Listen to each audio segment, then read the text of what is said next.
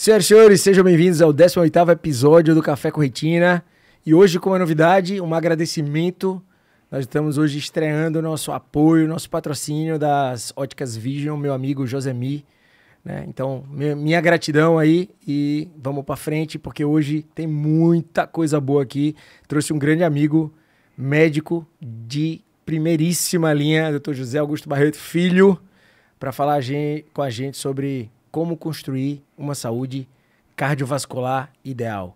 E o cara é o máximo, o cara é médico cardiologista, formado em residência pela USP, depois pós-doc em Yale, né? Apresente-se, meu amigo, seja muito bem-vindo aqui, prazer é todo meu. Ô Bruno, isso é um grande prazer estar aqui com vocês, né? Com você, sua audiência, né? Nesse programa Café com Retina, que está se tornando um clássico aí da nossa prestação de serviço à comunidade, prestação de serviço em saúde.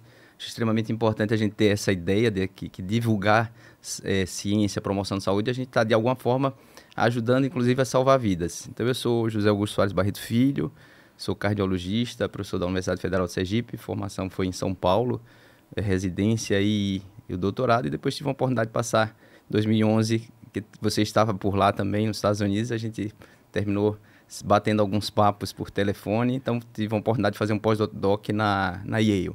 E estamos aqui para bater esse papo com vocês, com a audiência, sobre como construir uma saúde cardiovascular ideal, né? Esse é um conceito que surgiu mais ou menos em 2008, 2009, mas a publicação foi em 2010, que os Estados Unidos viram que, apesar dos grandes avanços científicos, eles não conseguiam ter um impacto substancial na redução da doença cardiovascular à altura desse conhecimento. E eles promoveram, então, um debate amplo científico para idealizar um construto de o que seria uma saúde cardiovascular ideal. Em 2010, naquela publicação, eram 7 métricas. Então, era pressão, colesterol, glicemia, atividade física, peso, dieta e não fumar. E esse conceito ele vem se ampliando. 2022 entrou também a questão da qualidade do sono. Então, quem dorme mal, seja porque tem uma apneia do sono, ou porque é um indivíduo que tem muita insônia, ou porque dorme 12, 14 horas por dia, esse indivíduo também tem um risco cardiovascular aumentado. E mais recentemente, alguns autores têm sugerido que também a saúde mental entraria nessa equação. Então, a saúde mental pode explicar 20%, 30%, até 40% de aumento de risco cardiovascular. Então, a gente está começando a desenhar um modelo para entender, e mais do que entender, tentar promover populacionalmente um estilo de vida, mais adoção de alguns aspectos comportamentais ou alguns cuidados como sono ou cuidados com a saúde mental para que a gente possa, de fato, reduzir a ainda muito elevada morbimortalidade cardiovascular. Perfeito, então tem muito pano para manga, né? Isso me interessa muito. Eu, na qualidade de hipercolesterolêmico e ex-gordinho. E retinólogo, né? E retinólogo, retina é vaso, né? A gente também... Exatamente, a gente vai colher lá no órgão-alvo todas essas mazelas que acontecem, né? Para quem não sabe o que é o órgão-alvo, o olho é um órgão-alvo. Se você é diabético, o pé diabético pode ser um alvo, rim é um outro alvo, coração outro alvo.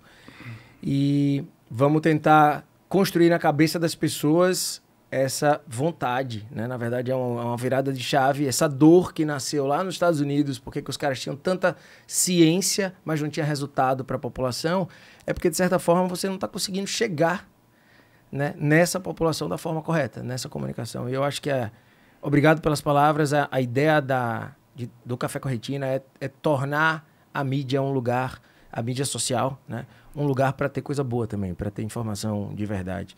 E bora para frente, que isso me interessa. Eu queria saber uma coisa de você, Guto.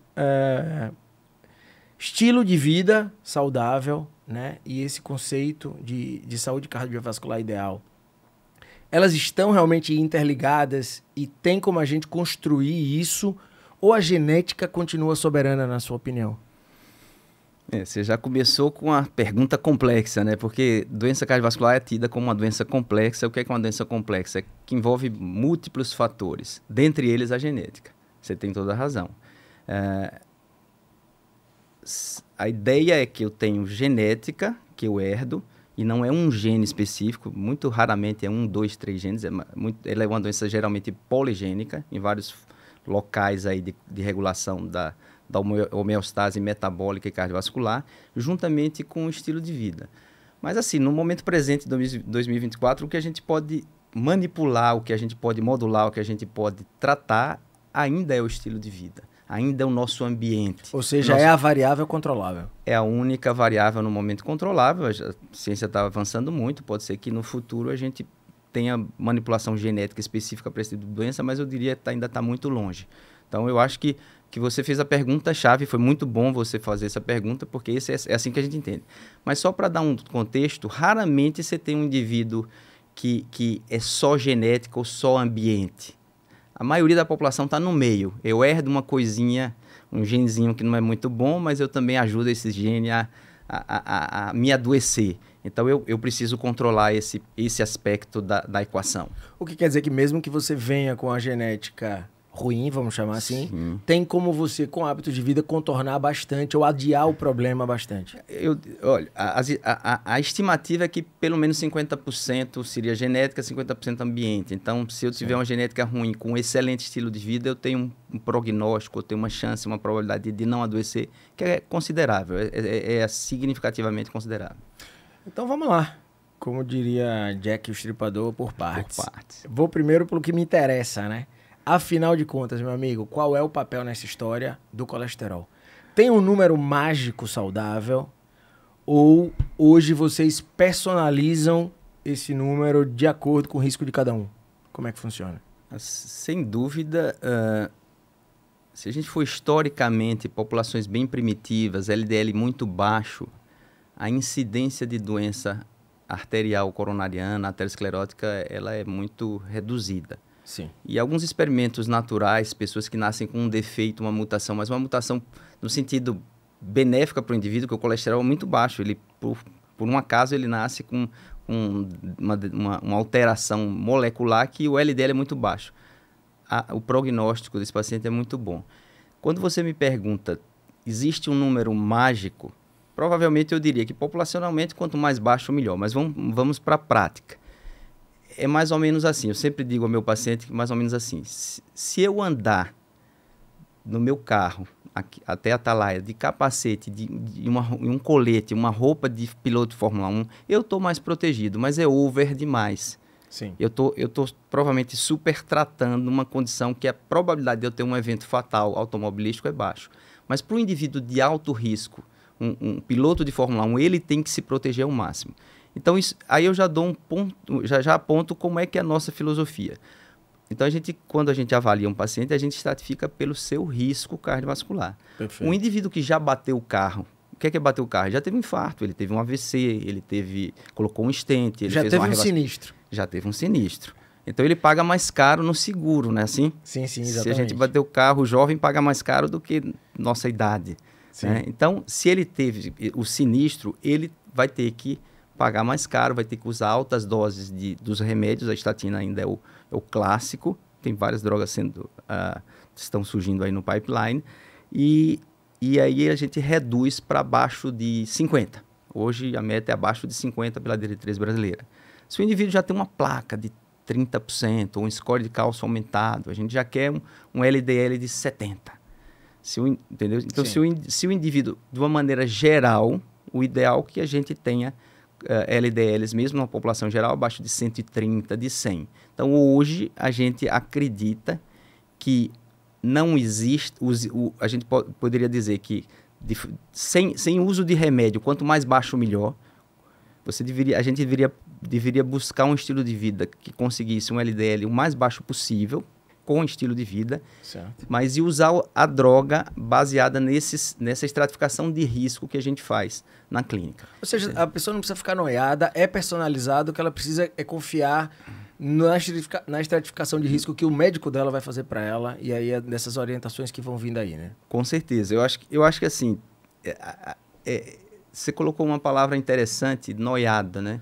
Então, eu acho que essa busca da saúde perfeita tem que ter muito cuidado, porque eu posso estar com todos os meus indicadores, mas se o mental não tiver também dentro de um aspecto de de tranquilidade, de paz de espírito, e que me deixe entendendo que existem incertezas na vida e vivendo o aqui e agora, porque o que eu estou falando são aspectos da saúde mental que hoje são considerados aspectos tão importantes quanto pressão alta, como colesterol alto ou como obesidade. Então, o que eu recomendo à população é que, de fato, confie no profissional que vai cuidar da sua saúde cardiovascular, discuta com ele como é que está a sua estratificação de risco e faça um plano compartilhado com ele para que a gente possa seguir, né? Então, nesse sentido, eu acho que é por aí. E você tocou num ponto sensacional, porque isso é importante para as pessoas saberem a diferença entre impacto clínico e impacto estatístico, né? Às vezes, o trabalho científico diz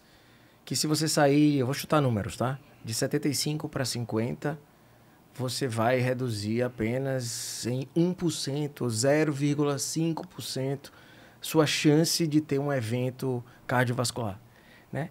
No entanto, a pessoa se apega àquele número e fica tão ansiosa ou tão noiada com aquilo ali que pode ser mais danoso do que o risco que ela teria se ficasse nos 75 lá, que ela achou que um dia pudesse ser ruim. Exatamente. Concordo. Perfeito. Beleza, meu amigo. Então, acho que a medicina toda está caminhando para customização, né? Acho que cada vez mais, cada paciente é um paciente e a gente tem que avaliar um a um. Mas tem uma coisa interessante que nós discutimos recentemente, inclusive, sobre minha mãe. Eu aprendi sou oftalmo há 20 anos, 25 anos. E eu aprendi na minha época que existia, que era natural a pressão aumentar à medida que você envelhecesse, né? E que, inclusive, não era muito legal se você era um cara de 70 anos de idade com uma pressão de 120 por 80, 12 por 8. Né? E recentemente, eu não sei se esse conceito mudou, a gente conversou um pouco sobre isso. Como é que está isso? É verdade hoje que mesmo você mais velho, quanto menor a pressão arterial, mais protegido você está? Isso mudou? Mudou substancialmente. Tem um exemplo clássico na literatura, que é um presidente americano, Roosevelt, na década de 40 do século passado, que ele foi submetido a uma junta médica dos notáveis à época, e ele faleceu com pressão de 300 milímetros de mercúrio, sem tratamento, porque naquela ocasião se dizia que a hipertensão era essencial para o idoso perfundir região cerebral. Vencer a resistência dos vasos que vão endurecendo. Então, exato. Era por isso que a gente aprendeu hipertensão essencial. Sim. Né? Na escola, a gente tem esse termo. Então, o que é que os trabalhos foram vendo? Quando se testou em ensaio clínico, que o ensaio clínico dá realmente a possibilidade da gente testar efeito, a relação causa-efeito e a relação causal da pressão no outcome, no desfecho. Quando se testou em várias populações de idosos, se viu que reduzindo a pressão, mesmo em idoso, reduzia risco. Então, o trabalho mais recente, tem uns 2, 3 anos, um trabalho chinês grande, eles fizeram o seguinte, independente da droga. Um grupo eu mantenho pressão entre 110 e 130 milímetros de mercúrio e o outro grupo entre 130 e 150. O grupo de 110 e 130 milímetros de mercúrio teve melhor desfecho do que o outro grupo. Quando você me pergunta quanto mais baixa, essa é a pergunta que ninguém sabe exatamente como responder, e eu acho que a gente deveria pensar o seguinte. Primeiro que a gente está falando do número populacional. Talvez a sua melhor pressão seja 110, a minha pode ser 100 ou 120. Não necessariamente é a mesma para cada um. Mas seguramente na pressão, pelo menos, a gente sabe que eu preciso de alguma pressão para perfundir coronária, por exemplo. Se eu reduzir muito, eu vou... A coronária é perfundida na diástole. Se eu reduzir muito uma pressão diastólica, por exemplo, eu não vou ter uma perfusão coronariana, eu vou ter isquemia miocárdica. Isso é o que se chama de uma curva em J. A partir de um ponto eu posso aumentar o risco se eu reduzir muito. Isso ainda é discutido na literatura. Então, eu diria que a gente, hoje o que se sabe, assim, grosseiramente, populacionalmente, de uma maneira aproximada, é que pressões acima de 110 milímetros de mercúrio, o risco começa a se elevar, de sistólica eu estou falando. 110, 120, começa a aumentar. Agora, tratar com remédio Sim. Quando ela começa a 130, 140 milímetros de mercúrio. Isso ainda é um estudo, isso é um assunto extremamente debatido, mas eu acho, Bruno, que a gente não deveria se preocupar tanto com números. Certo. E assim, de duas preocupações. Como é que está a minha situação individual, mas populacionalmente, o mundo inteiro subtrata e subcontrola a hipertensão, que ainda é o fator de risco número 1 há 30 anos. Não é que é o mais grave, é que é o mais frequente. Então, se você elencasse que doença cardiovascular mata 33% da população adulta, qual é o fator número 1 de todos? Ainda a hipertensão há 30 anos. Por quê? Responsável por infarto, AVE, acidente vascular encefálico, insuficiência cardíaca e insuficiência renal. Então, hipertensão arterial e como os outros fatores de risco, apesar da gente conhecer muito, ainda a gente subdiagnostica, subtrata e subcontrola em todos os países do mundo, os mais pobres em especial.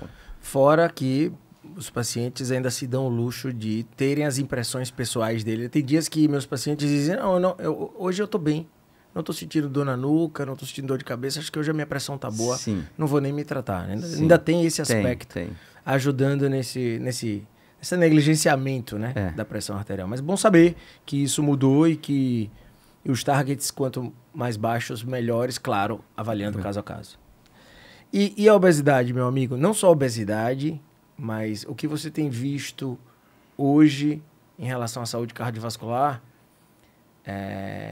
na obesidade e nos tratamentos da obesidade, né? Seja ele via cirurgia bariátrica, seja via medicamentosa, né? Com os Ozempics da vida. Qual o papel da obesidade hoje? Quais os cuidados? O que você acha? A obesidade hoje tem uma relação direta, a gente acredita nessa relação direta com a doença cardiovascular, seja na forma da doença isquêmica, da insuficiência cardíaca, né? O obeso ele tem mais chance de dilatar o coração, do coração crescer, de levar o coração a enfraquecer. A própria apneia do sono, que se associa com a obesidade, também é um fator de risco deletério para o próprio aparelho cardiovascular. E a gente está vivendo uma revolução. Eu acho que a gente até vai discutir isso num simpósio futuro, que de fato há uma revolução no tratamento da obesidade. Começou de forma mais sistemática com a cirurgia bariátrica, quando a gente começou a ver que a confirmar que a perda de peso no grande obeso reduzia o risco cardiovascular, reduzia a pressão arterial, reduzia glicemia, curava alguns pacientes portadores de diabetes mellitus.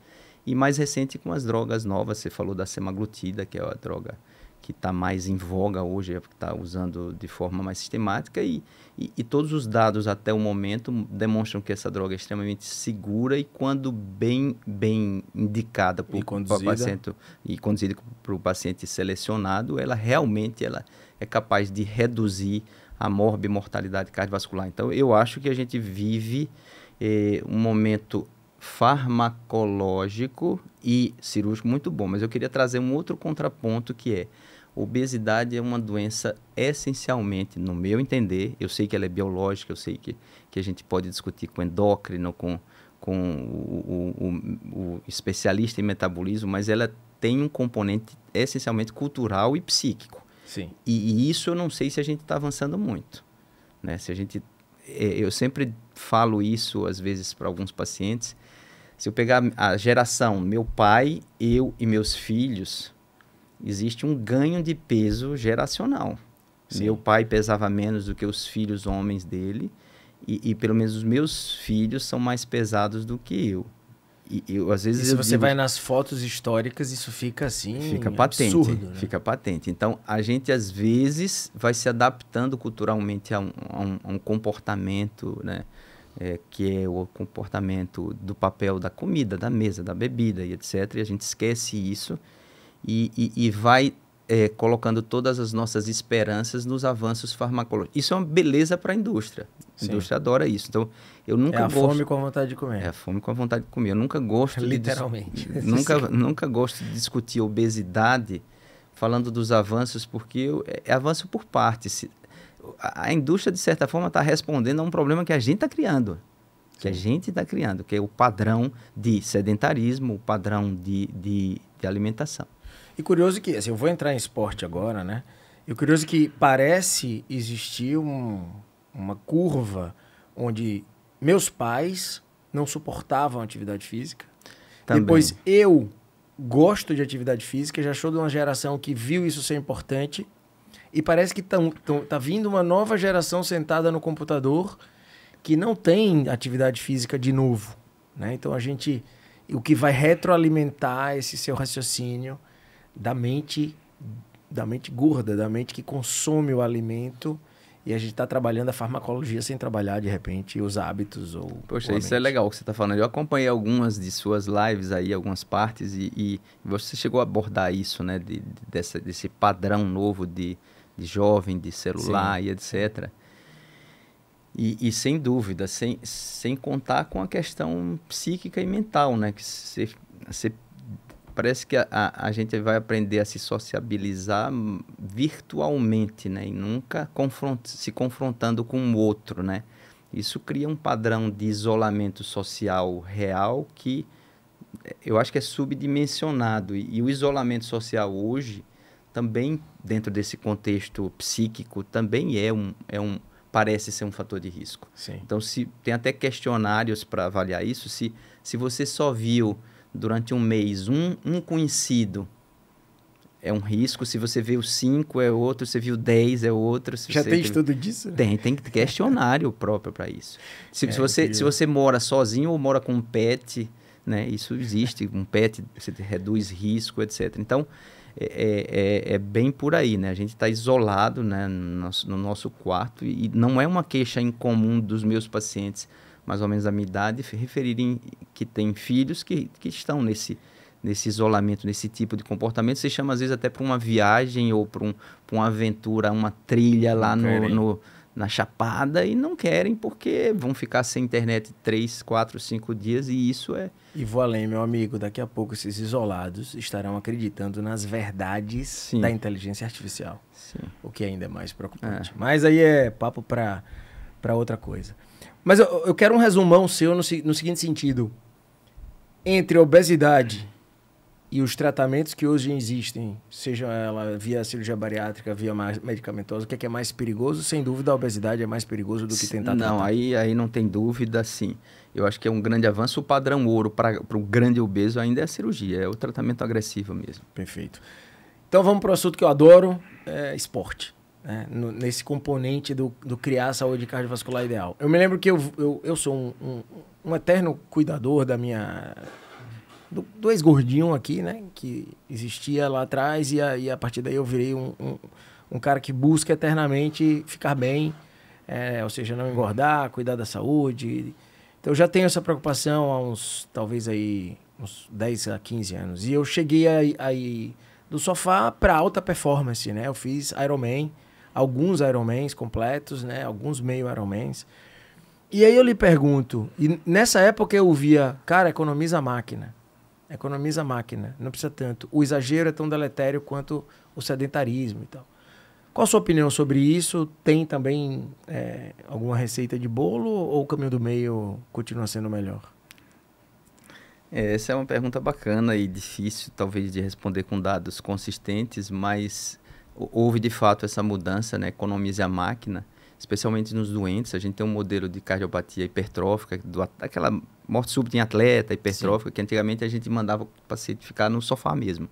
Hoje, todas as diretrizes mandam que é muito mais deletério, mesmo para o cardiopata ficar no sofá, do que ele fazer uma atividade de carga leve, moderada, supervisionada, recreativa, etc. Então, de fato, você está completamente certo. O que a gente não sabe, assim como eu não sei qual é o LDL em todas as situações perfeito, pressão perfeita, a gente não sabe a dose da atividade física, nem qual componente, né? Duração, intensidade, de que pode proteger mais esse paciente.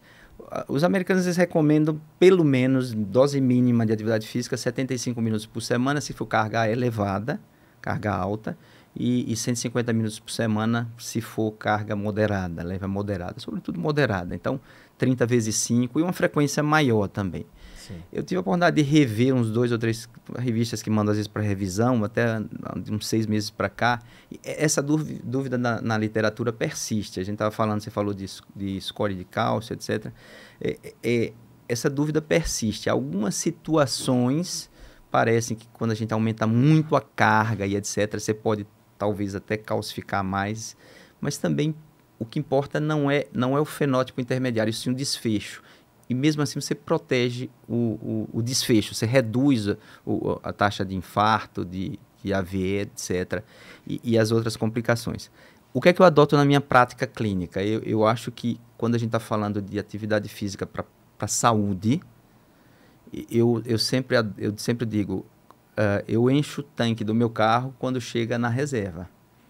Então, se eu estou falando em saúde e eu estou indo ao meu última molécula de oxigênio, você está causando um estresse importante no seu organismo, você não sabe o cenário naquele momento, você vai aumentar seu risco, é fato. Certo.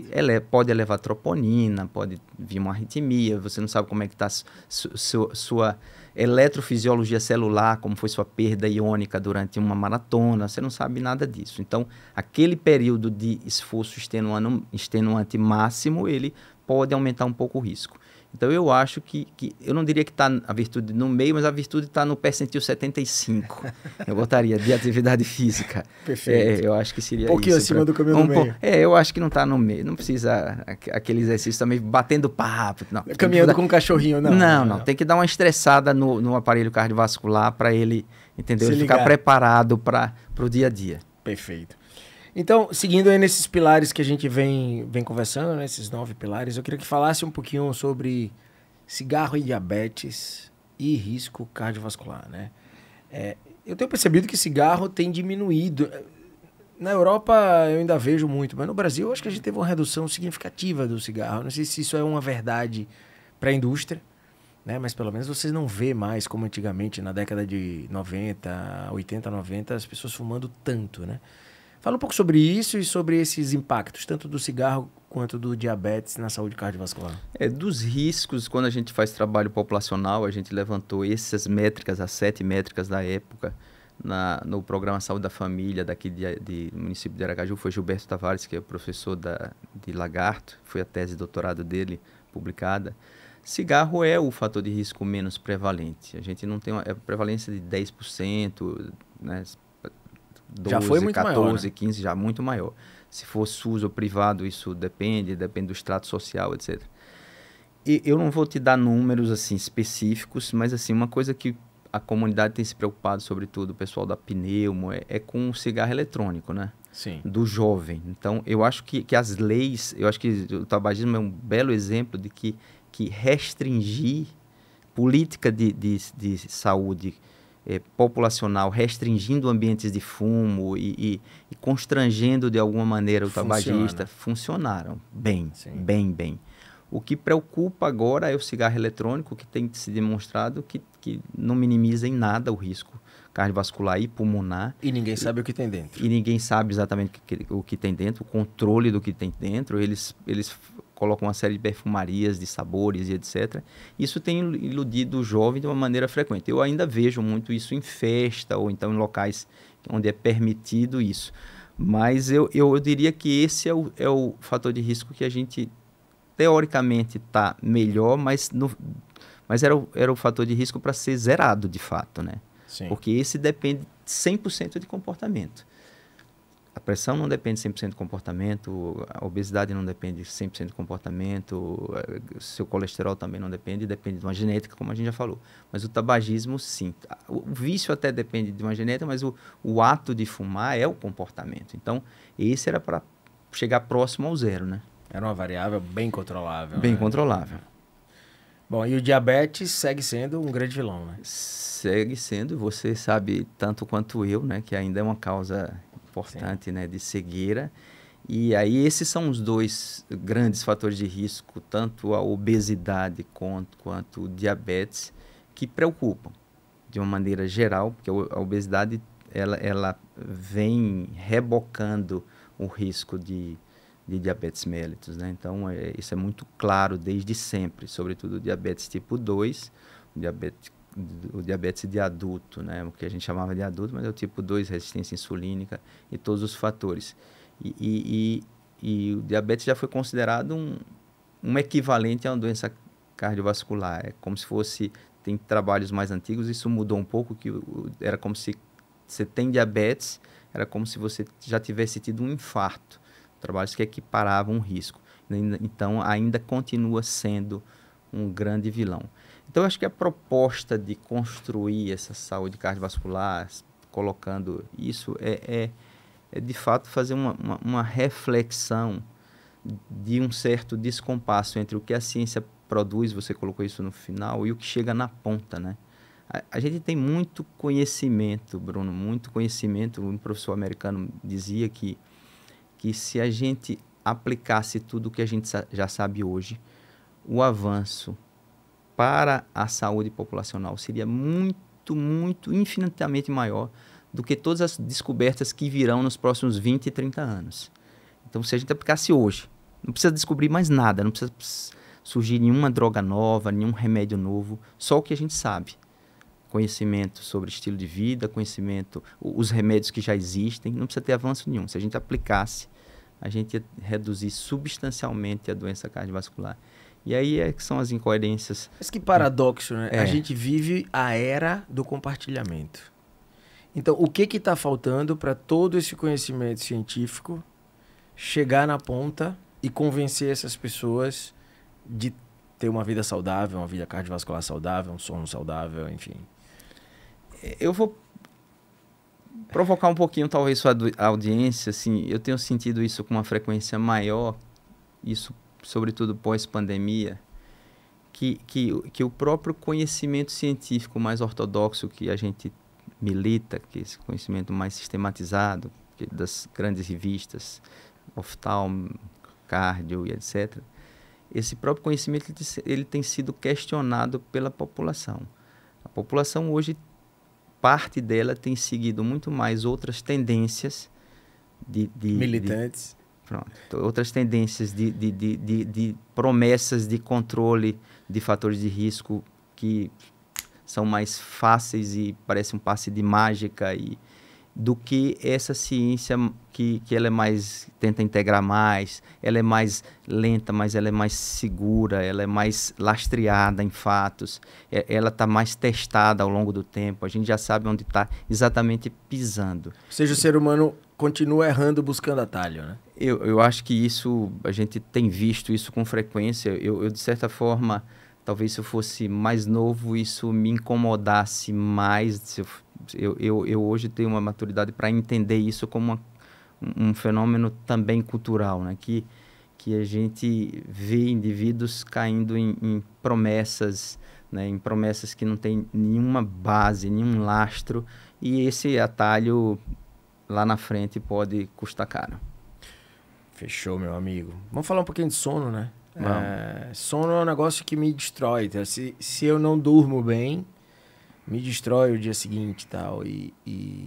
Bom, isso melhorou bastante depois que eu comecei a fazer esporte, emagreci, né? Então hoje durmo melhor, não acordo tanto à noite. Isso é uma realidade não só na sensação do indivíduo, mas na mudança da perspectiva da saúde cardiovascular, dormir bem também. Se a gente pensar que 1/3 da nossa vida ela é dedicada, ou deveria ser dedicada ao sono, 8 horas por dia, esse troço deve ter alguma importância, né, na fisiologia, né? Porque senão seria ótimo a gente poder viver 24 horas sem necessidade de recarregar. Então, na década de 80, os trabalhos, sobretudo com a apneia do sono, começaram e viram que desregular o padrão sono, REM, não REM, as fases todas, encurtar e não deixar você passar por todas as fases, isso altera de sobremaneira o sistema nervoso autonômico, o eixo hipófise, hipófise adrenal, inflamação e endotélio, etc. Então, a apneia do sono foi um grande modelo para apontar que não ter um sono bom poderia desregular o aparelho cardiovascular, elevação da pressão arterial, doença cardiovascular, morte súbita, etc. Com o avançar dos trabalhos, se viu que a qualidade e a duração do sono também. Então, nessas métricas que a gente falou, que o sono entrou em 2022 como uma dimensão da saúde cardiovascular, dormir pouco, aquele indivíduo que diz, não, eu durmo 5 horas e fico bem. Populacionalmente isso é ruim. Porque eu tenho energia, mas lentamente meu organismo está pagando um preço. Está pagando um preço por não recarregar. É aquela bateria que você está sempre recarregando. Não tinha aquele conceito de a gente recarregar a bateria, ter uma vida útil menor, Sim. recarregar antes de gastar ela até próximo do final.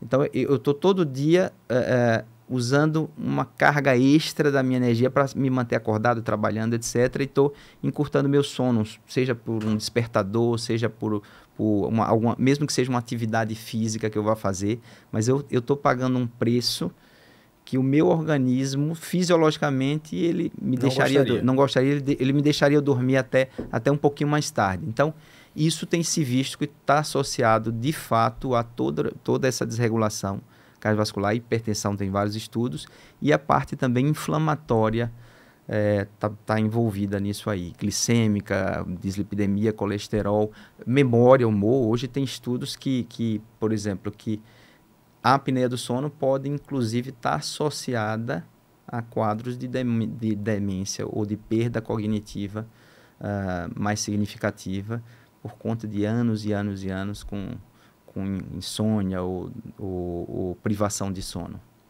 E que coisa interessante para quem estava escutando, né? Que nós falamos em vários fatores e quase todos eles, tirando a obesidade e cigarro, quase todos eles silenciosos. Sim. Né? Porque o sono, você está ali, talvez percebendo que não está dormindo tão bem, né? O diabetes, se você não for um diabetes leve, você não está percebendo o que está acontecendo, com o órgão-alvo, a pressão a mesma coisa, e está ali sendo deletério, né? E a obesidade e o cigarro, sim, são fatores que... Então, é importante você acordar, porque são pilares que não necessariamente estão gritando para você que algo vai mal. Sim. Né? Você precisa ter essa consciência do cuidado. Do autocuidado, exatamente. Do autocuidado. Perfeito, meu amigo. Então vamos lá para o último pilar que a gente queria comentar, né? Eu acho que a vovó já entrava no consultório, eu me lembro que eu era estagiário, sei lá, 4º ano, 5º ano. Já tinha uma vovó que dizia, doutor, o senhor vai ver que a minha pressão tá alta, mas é porque eu tô aqui, eu tenho essa pressão alta do jaleco branco, que a gente chamava, né?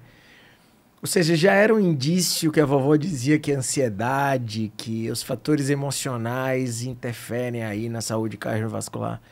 Hoje é fato já, né? Zero dúvida, zero. No modelo agudo, a gente tem, inclusive, uma síndrome, chama síndrome de Takotsubo, né? Você que veio do Japão, descrita lá. É um grande estresse, o indivíduo passa por um grande estresse, um filho foi baleado, o filho foi atropelado, então uma demissão de um pai de família. Isso foi descrito inicialmente para mulheres pós-menopausa. A descarga de catecolamina é de tal ordem que uma parte do coração para de contrair. Você fica com uma hipocontratilidade transitória. Se o indivíduo sobrevive a essa fase, mortalidade em torno de 6%. Você recupera 100%, não há uma fibrose, mas você perde contratilidade só pela descarga adrenérgica. O modelo agudo já está muito claro. A gente sabia que tem gente que morreu na Copa de 50 no Maracanã, isso foi clássico. Na Copa da Alemanha tem trabalho publicado no New England que a taxa de atendimento de infarto nos dias de jogos da Alemanha aumentava. E quando tem um terremoto, aumenta infarto agudo do miocárdio. Então, o quadro agudo a gente sabe bem. Essa coisa de morrer de amor, se morre de amor mesmo, né? Se morre de medo, se morre mesmo. Então, sim. Medo, amor, né? Traição e etc. Essas coisas, elas podem, de fato, não é só na literatura, não é só simbólico. Então, uma grande emoção pode ter um efeito agudo no coração. E, inclusive, 10% uma grande emoção positiva. Uma alegria desmedida pode levar a essa síndrome de Takotsubo. O happy Takotsubo. Então, feliz. E o crônico, o efeito crônico também de sentimentos negativos, raiva, hostilidade, pessimismo, Rancor, depressão, mau humor, tudo isso também pode lesar o coração e aumenta o risco da incidência e prevalência da ordem de 20% a 30% de algumas dessas doenças que a gente tem falado. Então, hoje, isso está muito claro. O que a gente não tem, Bruno, enquanto eu tenho remédio para diabetes, que eu sei que reduz o risco, que eu tenho remédio para hipertensão, que se eu tratar eu reduzo o risco, a gente ainda não sabe qual é a melhor estratégia para modular o humor, o psiquismo do paciente e reduzir o risco. Porque o interesse é reduzir o risco aí, né? É o outcome final, é o desfecho final. Então, eu não sei se é antidepressivo A, B ou C, se é psicoterapia por psicanálise, se é por terapia cognitivo-comportamental, se é religião, espiritualidade, etc. Ou até se ele aceita isso ou se ele aceita isso. Então, a gente ainda não tem essa evidência. Mas não tenha dúvida, né, que a comunidade científica colocou na equação desse risco o psiquismo. Não só por efeito direto, como um indivíduo mal-humorado, deprimido, que não se sente pertencendo a uma comunidade, ele não faz atividade física, ele não come com zelo, com o autocuidado que ele deveria, ele tem insônia, ele dorme mal, etc, etc. Ou seja, ele adere menos a um comportamento saudável. Então, a mensagem que eu acho que a gente pode ter com esse trabalho que os americanos têm feito de 2010 para cá, é desfocar um pouco de entender a doença. Vamos entender como promove saúde. Vamos promover saúde. Né? Saúde, esse tipo de bate-papo deveria ser lá para um garoto com 10 anos de idade, um indivíduo com 11 anos de idade, com 12 anos de idade e assim por diante. Uma prevenção primordial, antes de eu deixar a obesidade e a hipertensão aparecer, antes de fazer com que um estilo de vida cause uma elevação da glicemia, da insulina, etc, etc. Vamos deixar de ser a resolução e tentar passar a ser a promoção. Da saúde, né? A promoção. Perfeito. 18º episódio de hoje foi uma aula, Negão. Muito obrigado pela sua presença aqui. Eu acho que hoje foi para paciente, foi para estudante de medicina, foi para todos os leigos, para quem gosta de saúde. Espero que tenha ficado a mensagem na cabeça das pessoas sobre a importância de todos esses pilares na construção de uma saúde cardiovascular boa, ideal, e que isso vai significar, todos nós esperamos. Claro que o acaso, todos estamos... podemos estar aí para o acaso, mas quanto mais a gente puder evitar, trabalhando melhor esses pilares, melhor para nós todos e para a população em geral. E eu quero que você deixe aí suas considerações finais ou convites, o que você desejar aí. Não, eu que agradeço você aí, retinólogo e interessado em saúde de uma maneira geral e em oferecer seu espaço para que a gente possa discutir um tema que eu acho que é um tema de interesse público, né? Máximo. E colocar que dia 11 de maio, no Quality, das 8 ao meio-dia, o grupo do São Lucas Dó vai ter um simpósio exatamente sobre esses temas, onde a gente cada um vai falar um desses pilares que o Bruno comentou, e a gente pode discutir de forma mais aprofundada, mais um simpósio voltado para a classe biomédica. Perfeito. Então, muito obrigado, Bruno. Foi um prazer muito grande estar aqui. Parabéns pelo seu trabalho aí no Café com Retina, que ele tem o potencial real de salvar vidas. Valeu, meu amigo. Muito obrigado. E dizer que eu faço isso não é por nada. É para que você consiga fazer e nós, com a informação, que o paciente chegue menos para mim com a retina destruída. Então, tem sim um grande sentido, porque a retina é um órgão-alvo. Aí o olho é um órgão-alvo de todas essas mazelas. Muito obrigado. Até a próxima. E, mais uma vez, agradecer ao nosso patrocinador aí, Ótica Vision. Forte abraço e até o próximo episódio.